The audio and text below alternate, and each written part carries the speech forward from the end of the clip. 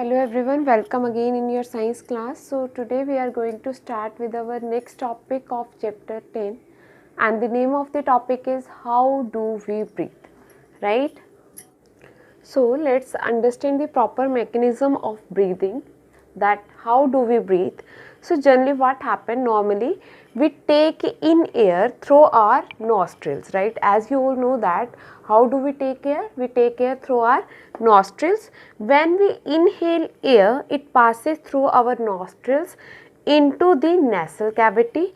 After that, from the nasal cavity, the air reaches our lungs, right, through the windpipe, right? So the lungs, as you know that the lungs are present in the chest cavity, and this cavity is surrounded by the ribs on the sides.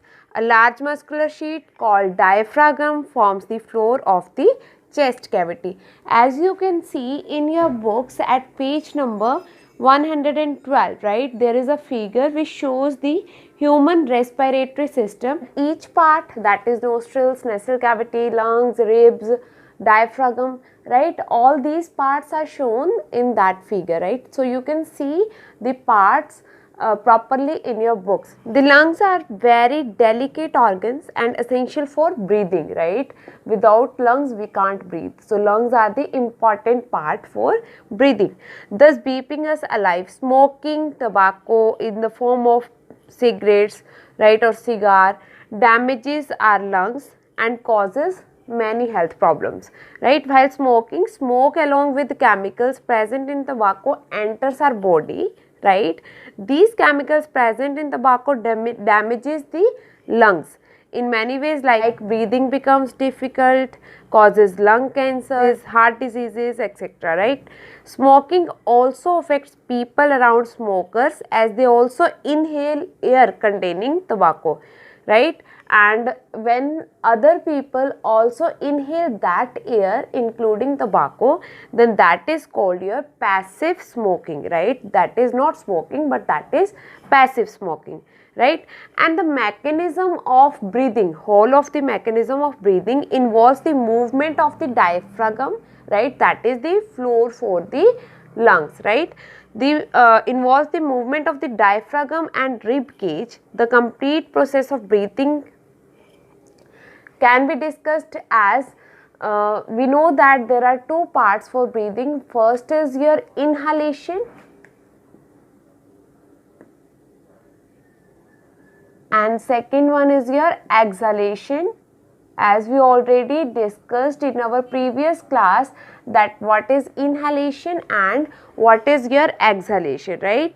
So when we breathe air, means when we inhale air, two processes occur together, right? Which processes? That is, muscles between the ribs contract. Contract means closing, right?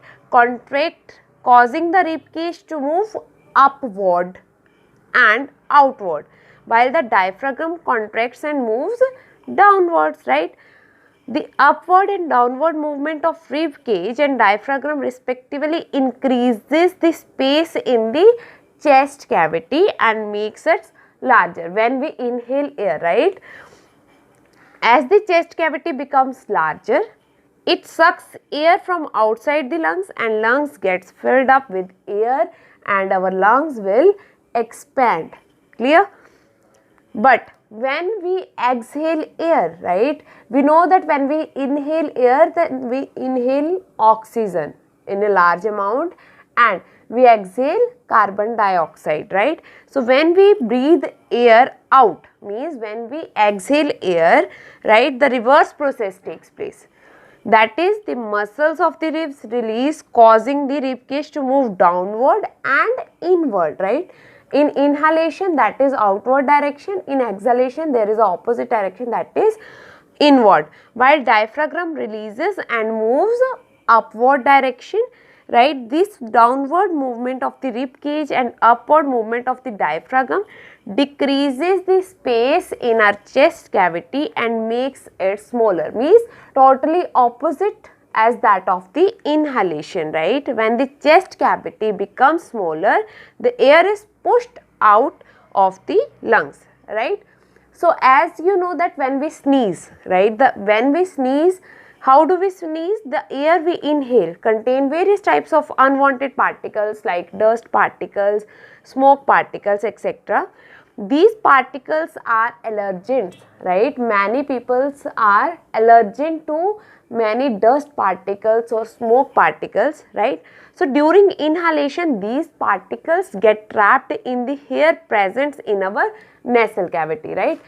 When they get trapped in the hairs present in the nasal cavity, they cause irritation of the nasal cavity, as a result of which we sneeze, right? Sneezing expels the foreign particles from the inhaled air so that dust free clean air may enter into our lungs, right? So it is also important to sneeze, right, because sneezing help us to remove the unwanted particles like dust particles or other smoke particles from the air, so that we can breathe a pure air, right?